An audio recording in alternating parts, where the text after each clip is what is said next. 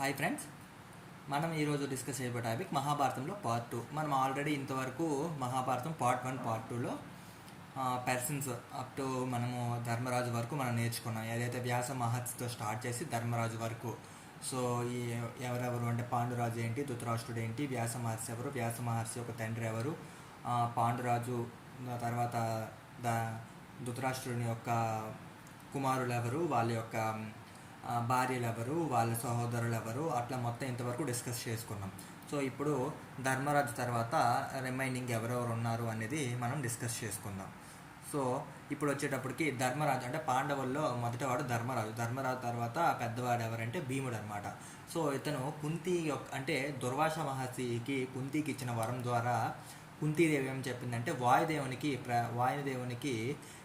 అంటే పూజ చేయడం ద్వారా, అంటే ఆ మంత్రంతో వాయుదేవుడిని నిమగ్నం చేసుకోవడం ద్వారా కుంతీదేవికి వాయుదేవుడు ఇచ్చిన వరప్రసాదమే భీముడు. సో మరియు ఇతను ఏంటంటే భీముడు అనేవాడు మహాబలశాలి. సో చిన్నప్పుడు ఏంటంటే ఈ భీముడు చిన్నప్పుడు ఆ కౌరవుల్ని చాలా ఇబ్బంది పెట్టేవాళ్ళు. అప్పుడు ఏం చేశారంటే కౌరవులు ఇతన్ని మత్తు మందు ఇచ్చి విషం ఇచ్చి అనమాట నదిలో పారేసి పాతాళలోకానికి వెళ్ళి దానికి యొక్క మత్తు మందుడికి విరుగుడు కూడాను భీముడు తెచ్చుకున్నాడు. చిన్నప్పుడే అంత ధైర్య సాహసాలు చేసినవాడు భీముడు అనమాట.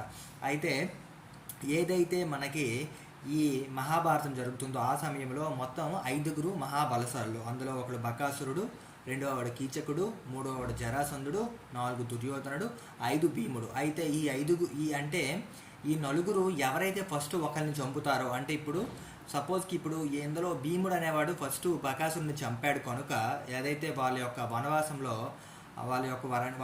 బకాసురుని చంపాడు కనుక సో రిమైనింగ్ ఈ ముగ్గురిని కూడా భీముడే చంపాడు. అదే ఫస్ట్ దుర్యోధనుడు చంపినట్లయితే దుర్యోధన అంటే అది వాళ్ళ యొక్క వరం అన్నాడు. ఎవరైతే ఫస్ట్ ఒకరిని ఈ 5గురిలో ఎవరైతే ఇంకొకరిని ఫస్ట్ చంపుతారో మిగతా ముగ్గురిని కూడా వాళ్ళే చంపుతారు, అది వరం. ఆ వరం ద్వారానే మొట్టమొదటిసారిగా భీముడు బకాసురుని చంపుతాడనమాట ఇందులో అనమాట.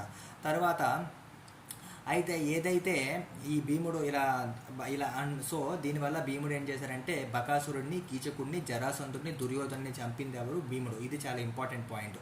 తర్వాత ఇంకో ఇంపార్టెంట్ పాయింట్ అంటే భీముడు ఎవరి యొక్క వరప్రసాదము అంటే వాయుదేవుని యొక్క వరప్రసాదం అనేది ఇంపార్టెంట్. తర్వాత ఇతను ఏం చేశాడంటే ఏదైతే ద్రౌపది వస్త్రాభరణం ఉందో ఆ సమయంలో ప్రతిజ్ఞ చేస్తాడు. ఏమని చెప్పంటే దుశ్శాసనుని, దుర్యోధన్ని నేను చంపుతానని చెప్పి ప్రతిజ్ఞ చేస్తాడు. ఇది చాలా ఇంపార్టెంట్. ఏంటి, ద్రౌపది వస్త్రాభరణ సమయంలో దుశ్శాసనుని, దుర్యోధన్ని కీల్చి చంపుతానని చెప్పి ప్రతిజ్ఞ చేసింది ఎవరు అని చెప్పి క్వశ్చన్ అడగడానికి ఎక్కువగా ఆస్కారం ఉంది. ఎవరు చేశారు? భీముడు చేశాడు. తర్వాత ఏదైతే లక్క ఇల్లు మీకు ఆల్రెడీ నేను చెప్పాను కదా, విదురుడు ఉంటాడు. విదురుడు లక్క ఇల్లు యొక్క సీక్రెట్ అంతా కూడా పాండవులకు చెప్తాడని చెప్పి ఈ లక్క ఇల్లు తగలబడేటప్పుడు అనమాట వీళ్ళందరినీ ఏదైతే కుంతీదేవిని పాండవుల్ని ఆ లక్క ఇంటి నుండి తప్పించడంలో క్రూషియల్ రోల్ అనేది మనకి ఇక్కడ భీముడు అనేవాడు చేస్తాడనమాట. తర్వాత ఏదైతే మహాభారతం అయిపోయిన తర్వాత యాక్చువల్లీ మహాభారతంలో ఎక్కువ మంది కౌరవుల్ని చంపింది ఎవరంటే భీముడు చంపుతాడు. సో ధృతరాష్ట్రుడికి భీముడు అంటే చాలా ఎక్కువ కోపంతో ఉంటుంది. సో ధృతరాష్ట్రుడు మహాబలశాలి. సో ధృతరాష్ట్రుడు ఏం చేస్తాడంటే అయిందేదో అయిపోయిందమ్మా అని చెప్పి భీముడిని తన కౌగుల్లో తీల్చుకొని భీముడిని నలిపేసి చంపేవారు అనుకుంటాడు. ఆ విషయాన్ని కృష్ణుడు పసిగట్టి, ఎందుకంటే కృష్ణుడు మహానుభావుడు కదా, ఆ విషయాన్ని కృష్ణుడు పసిగట్టి ఒక అంటే భీముడు లాంటి ఒక లోహపు విగ్రహాన్ని ధృతరాష్ట్రుడి యొక్క కౌగిల్లో పెడతారు. అది దెబ్బకి భద్రాడిపోతుంది అనమాట. సో ఈ మాయ నుండి ఏదైతే ధృతరాష్ట్రుడి యొక్క కౌగిలి, అందుకోసమే మనం జనరల్గా నానుడిగా ఉంటుంది అనమాట. ఎవరైతే మనల్ని అంటే చెడు బుద్ధితో చూసి మనల్ని దగ్గర తీసుకుంటారో దాన్ని ధృతరాష్ట్ర కౌగిలి అని చెప్పి ఒక నానుడి మనకు ఉందన్నమాట. సో ఈ విధంగా ధృతరాష్ట్ర ఒక కౌగిలి నుండి భీముడిని కాపాడింది ఎవరంటే శ్రీకృష్ణుడు. తర్వాత ఇది ఇక్కడ ఇంకో పాయింట్ ఏది ఉందంటే ఇది ఎంత బలశాలైనప్పటికీ ఇది ఒక అజ్ఞాతవాసంలో విరాటుడు కొలువులో వలుడు అనే పేరుతో వంటవాడిగా ఉంటాడు. సో ఇది ఒకటి ఇంపార్టెంట్ పాయింట్ అనమాట. సో భీముడికి వచ్చేటికి ఇంపార్టెంట్ పాయింట్ ఇందులో ఏంటంటే ఇది ఎవరి యొక్క వరప్రసాదం అంటే వాయుదేవుని యొక్క వరప్రసాదము. తర్వాత ఇతను అంటే బకాసురుడు, కీచకుడు, జరాసంధుడు, దుర్యోధనుని చంపింది ఎవరంటే భీముడు. తరువాత భీముడు అజ్ఞాతవాసంలో ఏ పేరుతో విరాటుని యొక్క కొలువులో ఉన్నాడు, వలలుడు వంటవాడిగా ఉన్నాడు. అదే విధముగా ఇక్కడ ఇంకో పాయింట్ ఏంటంటే దుశ్శాసనుడిని, దుర్యోధనుడిని చీల్చి చంపుతానని చెప్పి ద్రౌపది వస్త్రాభరణంలో ప్రతిజ్ఞ చేసింది ఎవరు? భీముడు. అది ఇంపార్టెంట్ భీముడి గురించి వచ్చేటప్పటికి. తర్వాత అర్జునుడు సో అర్జునుడి కోసం ఎంత చెప్పుకున్నా సరే ఇంకా ఉంటూనే ఉంటుంది. సో షార్ట్కట్లో సింపుల్గా మీకు చెప్పడానికి నేను ట్రై చేస్తున్నాను. సో అర్జునుడు కుంతీదేవికి ఎవరు వరప్రసాదం అంటే ఇంద్రుని యొక్క వరప్రసాదం. సో ఇతను కృష్ణుడికి మిత్రుడు మరియు కృష్ణుడి యొక్క శిష్యుడు కూడా మనకి అర్జునుడు. తర్వాత ఇతను ఏం చేశారంటే శివుని అంటే డైరెక్ట్గా మామూలుగా గుర్తుపెట్టుకోండి, చాలా సింపుల్గా శివుని నుండి ఇతను పొందిన అస్త్రము పాశుపాత శస్త్రాన్ని ఇతను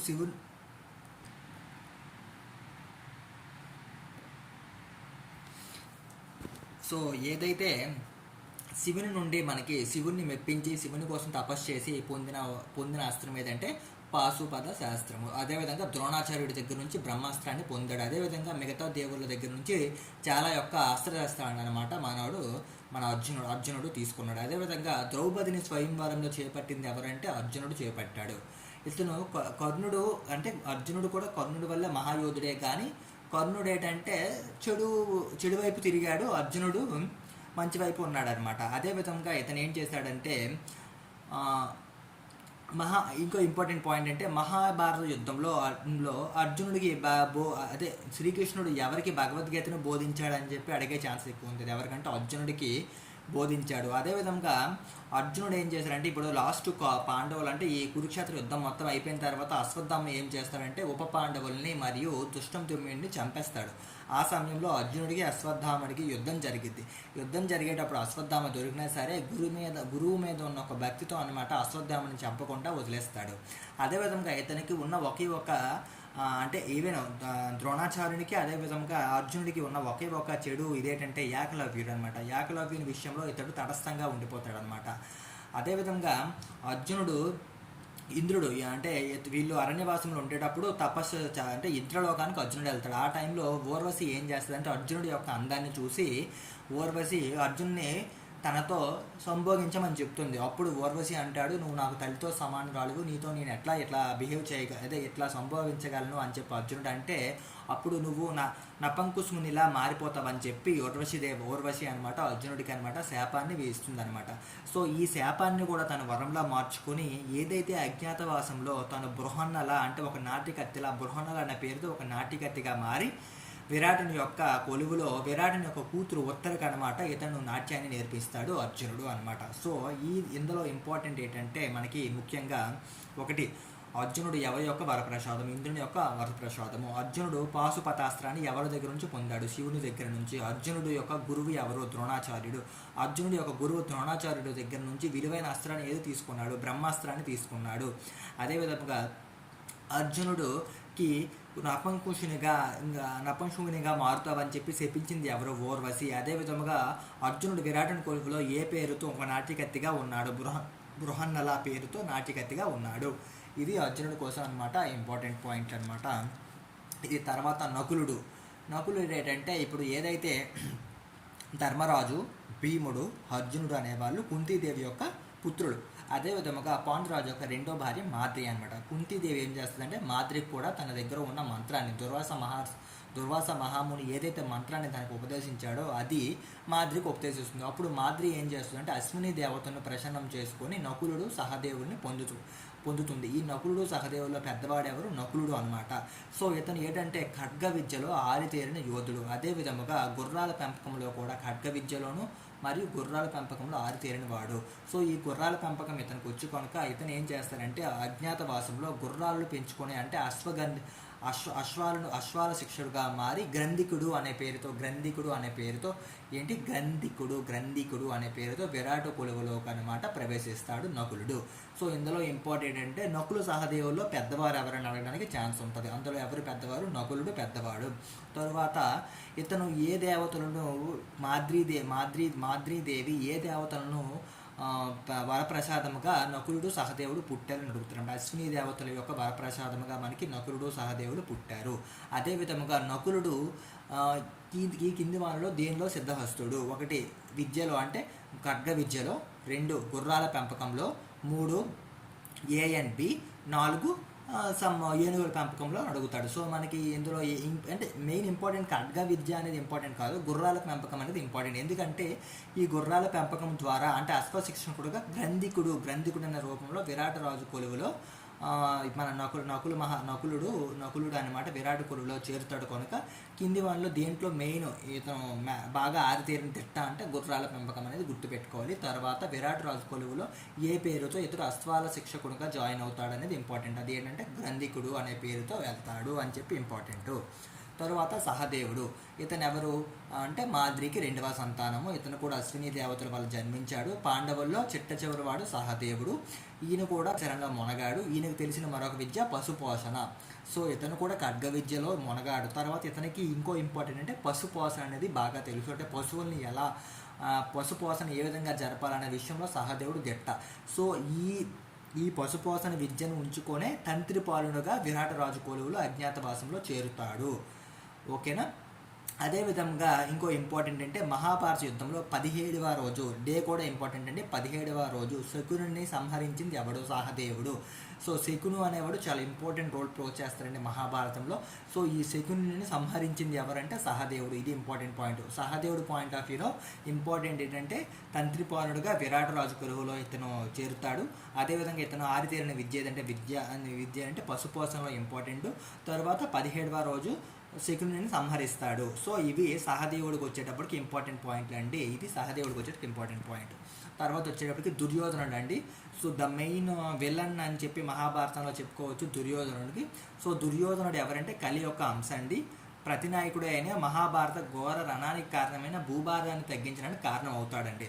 యాక్చువల్లీ మీరు అందరూ అనొచ్చు ఏమనంటే, సో చాలామందికి డౌట్ వస్తుంది, ఇప్పుడు ద్రోణాచార్యుడు మంచోడని, భీష్ముడు మంచోళ్ళే కదా, మరి వీళ్ళందరూ కూడా ఇప్పుడు అంటే యాక్చువల్లీ మనం ఇక్కడ ఏంటి దుర్యోధనుడు విలన్. సో విలన్ సైడ్ ఎందుకు పార్టిసిపేట్ చేశారు వీళ్ళందరూ అంటే, యాక్చువల్లీ కూడా ఇప్పుడు ఏదైతే మహాభారత యుద్ధంలో పార్టిసిపేట్ చేసిన మెయిన్ క్యాండిడేట్స్ ఏవైతే ఉన్నాయో వాళ్ళందరూ కూడా దైవం యొక్క అంశలేనండి. జనరల్గా వీళ్ళందరూ దైవం యొక్క అంశలే. ఏదైతే రాక్షస సంహారం చెయ్యాలి అనుకుంటారో, సో దేవతలు కొంతమంది ఇప్పుడు నీకు ఆపోజిట్ టీము నీతో పోటీ పడాలంటే వాళ్ళు ఎవరో ఒక సపోర్ట్ కావాలి. సో దేవతలే వాళ్ళకి సపోర్ట్ చేసి వాళ్ళని యుద్ధానికి దాన్ని ఏమంటే ఉసుగొల్పి దేవతలే సంహారం చేస్తారు. ఆ విషయంలో కొంతమంది దేవతలు కూడా రాక్షసుల వైపు ఉంటారు. ఆ విధంగానే మనకి ఇప్పుడు ద్రోణాచార్యుడు అయితే ఏంటి, భీష్ముడు అయితే ఏంటి, విదురుడు అయితే ఏంటి, వీళ్ళందరూ కూడా కౌరవుల వైపు ఉన్నారంట. సో రాక్షస సంహారం జరగడానికి వీళ్ళందరూ కూడా అంటే దేవుని యొక్క అంశలే వీళ్ళందరూ. కానీ వాళ్ళ యొక్క సపోర్ట్ చూసుకొని ఇప్పుడు ఏదైతే దుర్యోధనుడు ఉన్నాడో, దుర్యోధనుడు భీష్ముడు, ద్రోణాచార్యుడు, కర్ణుడు వీళ్ళందరూ యొక్క సపోర్ట్ చూసుకునే కదా పాండవుల మీదకి యుద్ధానికి వెళ్ళాడు. లేకపోతే పాండవుల మీదకి యుద్ధానికి వెళ్ళాడు కదా.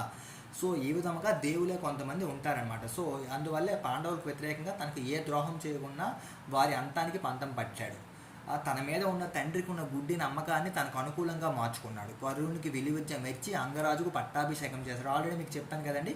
సో కర్ణుడు వీళ్ళకి హెల్ప్ అవుతాడని చెప్పేసి అంగరాజుగా పట్టాభిషేకం చేశాడు. కర్ణుడు శౌర్యాన్ని నమ్మి పాండవులతో యుద్ధానికి సిద్ధపడ్డాడు. సో ఆల్రెడీ ఈ పాయింట్ కూడా మీకు నేను చెప్పాను. పాండవులు 5 ఊళ్ళైనా తమకు చాలునంటే వారికి 5 ఊళ్ళు కాదు కదా, నూది మీద మోపినంత స్థలం కూడా ఇవ్వనని తెగేసి చెప్పిన మొండి ఘటం వాడనమాట. సూది మొన అంటే మనకి గుండు సూది ఉంటుంది కదండి, అంత భూమి బలం కూడా నేను ఇవ్వనని చెప్పిన మొండి ఘట్టము మనకు దుర్యోధన. అదేవిధంగా ద్రౌపది కులశ్రీ అయినా సోదరుల భార్య అయినా కనీసం మానవ మర్యాదలు పాటించకుండా దుశ్శాసుని చేత వస్త్రాభరణం చేయించే యత్నం చేశాడు. మాయాజోదంలో రాజ్యాన్ని నిస్సిగ్గులా గెలుచుకున్నాడు. దుర్యోధనుని అహంకారానికి ధృతరాష్ట్రుడు గుడ్డి ప్రేమ తోడైంది.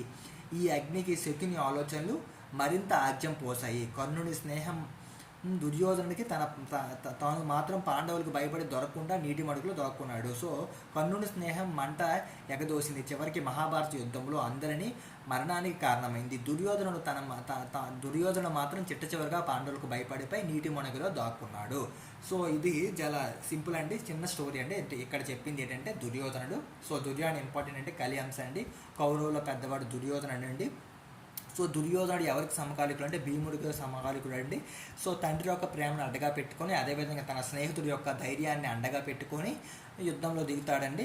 అదేవిధంగా తన యొక్క మామ శకుని యొక్క దురాలోచనలు, తండ్రి యొక్క ప్రేమ, మిత్రుని యొక్క ధైర్యము, ఈ మూడింటిని పెట్టుకొని యుద్ధంలో దిగి ఈ కురుక్షేత్ర యుద్ధం మొత్తానికి మెయిన్ కారణంగా దుర్యోధనుడు అవుతాడండి. అది దుర్యోధను కోసం అండి. తర్వాత వచ్చేప్పటికి దుశ్శాసనుడు అండి, దుర్యోధనుడు యొక్క తమ్ముడు, నమ్మిన బంటు. దుర్యోధనుడు ద్రౌపది నిండు సభలో కీడుకొచ్చి రమ్మన్న, వస్త్ర వివరణం చేయమన్న దుర్యోధను ఆజ్ఞని మాట్లాడకుండా పాటిస్తాడు. చివరికి మహాభారత యుద్ధంలో చేసిన ప్రతిజ్ఞ ప్రకారం భీముడు ఇతను రొమ్ము చీల్చి చంపిన రక్తాన్ని తాగేస్తాడు. సో దుశ్శాసనుడికి వచ్చేటికి ఇంపార్టెంట్ అంటే ఏమీ లేదండి. ఏదో ఇంపార్టెంట్ పాయింట్ అంటే భీష్ముడు దుశ్శాసనుడిని ఎవరు చంపుతానని చెప్పి ప్రమాణం చేసినట్టే భీముడు, లేదా భీముడు ఎవరిని చంపు తీసి వాళ్ళ రక్తాన్ని తాగుతానన్నాడంటే దుశ్శాసనుడు. అది ఇంపార్టెంట్ పాయింట్ అండి. దుశ్శాసనుడు వరకు వచ్చేటప్పటికి ఇంపార్టెంట్ పాయింట్ అయితే అదేనండి. తర్వాత వచ్చేటికి వికర్ణుడు అండి. సో జనరల్గా మనకి ఏంటంటే కౌరవులు 100 మంది ఉన్నారని మనం చెప్పుకుంటూ ఉంటామండి. కానీ మనకి తెలిసిన పేర్లు అయితే 2, ఒకటి దుర్యోధనుడు, 2 దుశ్శాసనుడు. సో మిగతా 98 మంది పేర్లు ఏమైనాయండి మనకు తెలియదు. అయితే ఈ 98 మందిలో ఇంకొకరి పేరు అనేది చాలా ఇంపార్టెంట్, అదేనండి వికర్ణుడు అండి. సో ఇతను చేసిన మెయిన్ ఇంపార్టెంట్ రోల్ ఏంటంటే, ఏదైతే దుశ్శాసనుడు అనమాట ద్రౌపది వస్త్రాభరణం చేస్తున్నప్పుడు ఇదంతా తప్పు, ఇలా చేయకూడదు అని చెప్పి నిలదీసిన ఒకే ఒక వ్యక్తి అండి వికర్ణుడు అండి. సో అది ఇంపార్టెంట్ అండి. ఈవెన్ భీష్మ మహామహుడు, ద్రోణాచార్యుడు, ఇంకా కృపాచార్యుడు, ఇలా పెద్దవారు అందరూ ఉన్నప్పటికీ అందరూ గొల్లెల్లబేసుకొని చూసినా సరే ఒక వికర్ణుడు మాత్రం ప్రతిఘటిస్తాడండి. సో అందుకోసం అయితే ఇతను కూడా యుద్ధంలో మరణిస్తాడండి. ఇతను చంపింది కూడా భీష్ముడేనండి, ఇతను చంపింది భీముడేనండి. కానీ ఇతను చంపినందుకు భీముడు అనమాట చాలా దుఃఖిస్తాడండి. అది వికర్ణుడి కోసం అండి. సో ఇలా అంటే ఇంపార్టెంట్ పాయింట్ అంటే వికర్ణుడిలో ఇలా ద్రౌపది వస్త్రాభరణం జరుగుతున్నప్పుడు ప్రశ్నించిన కౌరవుల్లో ఒకడు ఎవరంటే వికర్ణుడు. అది ఇంపార్టెంట్ పాయింట్ అండి. తర్వాత ఇంకా అంటే వికర్ణుడిని చంపిన వ్యక్తి ఎవరంటే భీముడు, లేదా భీముడు ఎవరిని చంపిన తర్వాత దుఃఖించాడు, ఏ కౌరవుని చంపిన తర్వాత, ఏ కౌరవ వీరుడిని చంపిన తర్వాత భీముడు దుఃఖించాడు అనడానికి కూడా చాటిగా ఛాన్స్ ఉందండి. అది ఎవరంటే వికర్ణుడు అండి. సో అది వికర్ణుడి కోసం ఇంపార్టెంట్ పాయింట్ అండి. తర్వాత వచ్చేటికి యుయుత్సుడు అంటే గాంధారి గర్భభారంతో ఉన్నప్పుడు వైశ్యకన్య సుగంధ ధృతరాష్ట్రునికి సపర్యలు చేసిందండి. సో ఏదైతే గాంధారికి గర్భం వస్తుందో అప్పట్లో, సో ఆ టైంలో ఒక వైశ్యకన్య సుగంధ అనే ఆవిడ అనమాట, ఎవరైతే మహారాజు ఉన్నాడో ధృతరాష్ట్రుడు, అతనికి సపర్యాలు అంటే అతని మంచి చెట్లన్నీ చూసుకుందని, ఆమెకు ధృతరాష్ట్రునికి వల్ల కలిగిన సంతానమే యుయుత్సుడు. తను కూడా ధృతరాష్ట్రుని సంతానమే అయినా అధర్మ పక్షంలో యుద్ధం చేయడం ఇష్టం లేక పాండవ పక్షానికి చేరుతారండి. పరీక్షితు రాజు అయిన తర్వాత ఆయనకు సంరక్షణగా ఈయన నియమించబడతాడు. ఏదైతే ఫస్ట్ ఆఫ్ ఆల్ ఇతని కోసం స్టోరీ చెప్పాలంటే యుయుత్సుడి కోసం, సో వీళ్ళ యొక్క ఫాదర్ ఎవరండి ఇప్పుడు దీన్ని బట్టి తెలుస్తుంది. ధృతరాష్ట్రుడు అనేవాడు యుయుత్సుని యొక్క తండ్రి.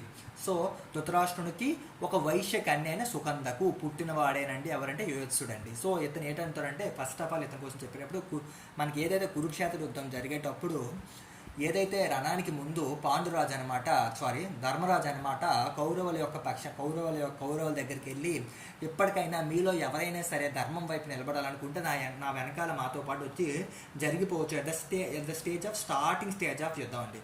సో ఆ టైంలో ఏం చేస్తారంటే యుయుత్సుడు అనేవాడు కౌరవుల నుంచి వచ్చి పాండవుల్లో చేరిపోతారండి. అది చాలా ఇంపార్టెంట్ అండి. తర్వాత ఇతను ఎవరెవరు పిల్లలంటే ధృతరాష్ట్రుడు మరియు గాంధారి యొక్క సుగంధ, వైశ్యకని సుగంధ యొక్క పుత్రుడు యుయుత్సుడు అండి. అది ఇంపార్టెంట్ అండి. తర్వాత పరీక్షితు ఏదైతే పాండవుల పక్షాన్ని చేస్తాడో యుద్ధం తర్వాత పరీక్షితు అంటే ఏదైతే లాస్ట్ స్టేజ్ ఉంటుందో, లాస్ట్ స్టేజ్ వచ్చేటప్పటికి ధర్మరాజు, పాండవులు అందరూ కూడా స్వర్గారోహణకి వెళ్ళిపోతారండి. ఆ టైంలో పరీక్షితు రాజుకి సంరక్షణగా ఎవరిని ఉంచుతారండి? ఈ యుయుత్సుడిని ఉంచుతారండి. అది ఇంపార్టెంట్ అండి. తర్వాత వచ్చేటప్పటికి ఏకలవ్యుడు. సో ఏకలవ్యుడు కోసం మీకు చెప్పాల్సిన అవసరం లేదు, చిన్నప్పటి నుంచి మీరు మేబీ ఈ సినిమాకి అందరూ ఫ్యాన్స్ ఉంటారు. సో ఇతను నిషాద తెగకు చెందినవాడండి, హిరణ్యధముని కుమారుడు. సో ఇంపార్టెంట్ అండి, ఇందులో 2 బిట్లు ఉన్నాయండి. ఒకటి ఏకలవ్యుడు ఏ తెగకు చెందినవాడు, ఆప్షన్ ఏ నిషాద తెగకు చెందినవాడు. ఏకలవ్యుడి యొక్క తండ్రి ఎవరు? హిరణ్యధన్యుడు మగధ రాజైన జరాసంధుని సేనాధిపతి. సో ఇది ఇంపార్టెంట్ అండి, హిరణ్యధన్యుడి యొక్క మగధ రాజైన జరాసంధుని సేనాపతి. అయితే మీకు ఇంకో ఇక్కడ ఒక కథ అనేది మామూలుగా జనరల్గా నానుడిలో ఉందండి. ఏదంటే ద్రోణాచార్యుడు ఏకలవ్యుని యొక్క బొట్టల వేలిని కట్ చేసేసారు. దానికి ఒక కారణం ఉంది. ఏంటంటే ఏదైతే కౌరవులకు పాండవులకు యుద్ధం వస్తుందో ఆ జరాసంధుడు అంటే హిరణ్యదమ్ముడు ఎవరండి? జరాసంధుడు యొక్క సేనాధిపతి. సో ఇలా యుద్ధం వస్తే జరాసంధుడు అనేవాడు కౌరవుల పక్షాన ఖచ్చితంగా పోటీ చేస్తూ ఉంటాడు. సో జరాసంధుడు కౌరవ పక్షాన ఉంటే హిరణ్యజమ్ముడు అతని సేనాధిపతి కూడా కౌరవుల పక్షానే ఉంటాడు. హిరణ్యజమ్ముడు కానీ కౌరవుల పక్షాన ఉంటే అదేవిధంగా ఏకలవ్యుడు కూడా కౌరవుల పక్షానికే యుద్ధం చేస్తాడు. సో ఏ విధముగా కురుక్షేత్ర యుద్ధం ముందే వస్తుంది అని గ్రహించిన ఏదైతే ద్రోణాచార్యుడు ఉన్నాడో గ్రహించి ఇలా ఏకలవ్యుడు మళ్ళీ పాండవులకి అడ్డు రాకూడదు అని చెప్పి అతని చెయ్యి కట్ చేశారు, అతని యొక్క బ్రొటన వేలిని కట్ చేయించారు అని చెప్పి ఒక కథ కూడా, దీని అంతటికీ కారణం శ్రీకృష్ణుడే అని చెప్పి ఒక కథ కూడా ఉందండి. అది సో ఇదంతా హిస్టరీ కాదు అలా అని చెప్పి ఇది ఒక కల్పిత కథ కాదు, అంటే చాలా కథలు దీనికి అనుగుణంగా ఉంటాయి, ఒక్కొక్క విధంగా చెప్పుకుంటారు. సో మనకేంటంటే మనకి ఇక్కడ ఇంపార్టెంట్ ఏంటంటే మనం గుర్తుంచుకునే విధంగా మనం ఏదైతే కథను మనకి ఇష్టం ఉంటుందో అది గుర్తుంచుకోవడం మనకి ఇష్టమండి. సో నిజానికి శ్రీకృష్ణుడు మేనత్త శృతాదేవికి జన్మించాడని, తప్పిపోయి నిషాదరాజుకు దక్కాడని మరొక కథనం కూడా ఉందండి. సో ఇదొక ఇక్కడ స్టోరీ ఉందండి. శ్రీకృష్ణుడి మేనత్త శృతాదేవికి జన్మించి తప్పిపోయి నిషాదరాజు అయిన హిరణ్యజమ్ముడికి దొరికాడని చెప్పి కూడా ఒక కథ ఉందండి. ఏకలవ్యుడు ద్రోణుని గురువుగా స్వీకరిద్దాం అనుకున్నాడు. ద్రోణుడు నిరాకరించాడు. అయినా పట్టు వదలకుండా ద్రోణుని ప్రతిమ రూపొందించుకొని విలువిద్య సాధన చేశాడు. ఈ విషయం తెలుసుకున్న ద్రోణుడు ఏకలవ్యుని పొటరవేలు గురు దక్షిణగా కోరగా నిరపమానంగా గురుభక్తితో పొటరవేలుని తగేసి ఇచ్చాడు ఏకలవ్యుడు. కారణం ఏమైనా శిష్యుని పునరాభివృద్ధి నిరోధించిన గురువుగా ద్రోణుడు అపకీర్తిని మూటగట్టుకున్నాడు. విద్య నేర్పని గురువుకి సర్వస్వాన్ని దారబోసి ఏకలవ్యుడు ఎవరికి అందినంత ఎత్తుకు ఎదిగాడు. జరాసంధుని సైన్యంలో చేరి శ్రీకృష్ణుడితో జరిగిన యుద్ధంలో ఏకలవ్యుడు అనేవాడు మరణిస్తారు. సో ఇక్కడ ఏమని చెప్పారు? ఏకలవ్యుడు మరణించారని చెప్తారు. ఇంకొక దగ్గర ఏకలవ్యుడు మరణించలేదు, యుద్ధం నుండి పారిపోయాడని చెప్తారు. సో ఏది ఏమైనప్పటికీ శ్రీకృష్ణుడు జరిగిన యుద్ధంలో జరాసంధుడు సైన్యంలో ఏకలవ్యుడు చేశాడు. అక్కడ చనిపోయాడా చనిపోలేదా అనే విషయం అయితే మనకి అనవసరం. పార్టిసిపేట్ అయితే మాత్రం చేశాడు ఏకలవ్యుడు. తర్వాత వచ్చేవాడిని శకుని. సో మహాభారత మొత్తానికి మనోడు చాలా ఇంపార్టెంట్ అండి. విలన్ పక్కన ఉంటారు కదా, అలాంటి క్యారెక్టర్ మనకి శకుని అనమాట. గాంధారరాజు శుభ్రుడి యొక్క కుమారుడు, గాంధారి సోదరుడు. ఏదైతే ధృతరాష్ట్రుడు ఉన్నాడో, ధృతరాష్ట్రుడు ఒక గాంధారి ఉందో, గాంధారి యొక్క సోదరుడు అంటే ధృతరాష్ట్రుడికి బావమరిది అవుతాడు. సో గాంధారి వెంటనే హస్తినాపురానికి వెళ్తాడు. దుర్యోధనుని పతనానికి చేరువ చేస్తాడు. జోద విద్యలో శకునికి మించిన వారే లేరు. అందులోనూ మాయాజోదంలో శకుని ఎప్పుడూ అందనిదే పైచేయి. దుర్యోధనుని మేనమామగా దుర్యోధనుని పునరుద్ధరికి తోడ్పడే బదులు అతని ఆలోచనను విద్వేష బీజాలకు నోరుపోసి నీరు పోస్తాడు. మాయాజోదం ఆడేందుకు పాండవులకు ఆహ్వానించామంటూ మాయాజోదంలో ధర్మరాజును రెచ్చగొట్టి సర్వం కోల్పోయేలా చేస్తాడు. చివరికి మహాభారత యుద్ధంలో సహదేవుని చేతిలో చస్తాడు. సో ఆల్రెడీ సహదేవునికి చెప్పేటప్పుడు చెప్పాము, శకునికి చంపింది ఎవరు? సహదేవుడు. సో ఇదంతా శకుని యొక్కండి. సో శకుని దగ్గర మాయాపాచికలు ఉంటాయి. ఇది అతని తండ్రి యొక్క శుభాలని యొక్క వెన్నెముక ఉంటుంది కానీ వెన్నెముకతో తయారు చేసిందని చెప్పి ఒక చిన్న స్టోరీ ఉంటుందండి. ఆ స్టోరీ ఏంటంటే, ఏదైతే ధృతరాష్ట్రుడు ఉన్నాడో, ధృతరాష్ట్రుడు సుబాలుడు, ఈ సుబాలుని కూడా 100 మంది కుమారులు ఉంటారండి. ధృతరాష్ట్రుడికి ఎలాగ 100 మంది కుమారులు ఉన్నారో, సుబాలునికి అంటే ధృతరాష్ట్రుని యొక్క మామకు కూడా 100 మంది కుమారులు ఉంటారండి. వీళ్ళందరినీ బంధించి రోజుకు ఒక్కొక్క మెతుకు రోజుకి పెడతారండి. సో ఎలాగైనా సరే ఈ యొక్క ధృతరాష్ట్రుడి యొక్క వంశ నాశనం చేయాలని చెప్పి సుబాలుడు మరియు అతని సోదరులందరూ కూడా ఈ ఒక్క మెతుకు అంటే వాళ్ళకి ఇచ్చే రోజు ఒక్క మెతుకును కూడా గాంధారికి ఈ యొక్క శకునికి పెట్టి శకుని పెంచి పోషిస్తారండి ఆ ఒక్క మెతుకుతో. తర్వాత శకునుడు ఆ కారాగారం నుంచి బయటకు వచ్చి వాళ్ళ పంటనే చేరి వాళ్ళ నాశనానికి పునాది వేస్తాడని చెప్పి ఒక కథ కూడా నానుడిలో ఉందండి శకుని గురించి అండి. సో ఇదండి నెక్స్ట్ 10 మంది పర్సన్స్ యొక్క టాపిక్ అండి. సో ప్లీజ్ అండి, నేను చెప్పిన క్లాస్ కనుక మీకు నచ్చినట్టయితే లైక్ చేయండి, షేర్ చేయండి, మీ ఫ్రెండ్స్ ఎవరైతే ఉన్నారో వారికి చెప్పండి. సో ఇది చాలా సింపుల్గా నేను చెప్పానండి. మీరు ఇప్పుడు మహాభారతం స్టోరీ మొత్తం చదువుకోవడం మీకు చాలా కష్టంగా ఉంటుంది, ఎగ్జామ్ దగ్గరకు వచ్చింది కనుక.